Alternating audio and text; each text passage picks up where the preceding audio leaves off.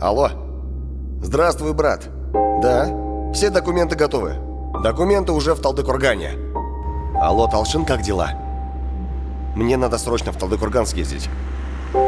Вернусь после обеда. Ой, не надо, езжай домой. Ты же всю ночь таксовал, хватит. Лучше езжай домой и отдохни. Да не переживай ты. Ты же знаешь меня. Сейчас выпью пару энергетиков и сгоняю туда-сюда. Будь осторожен, дома тебя ждут дети. Давай, хорошо.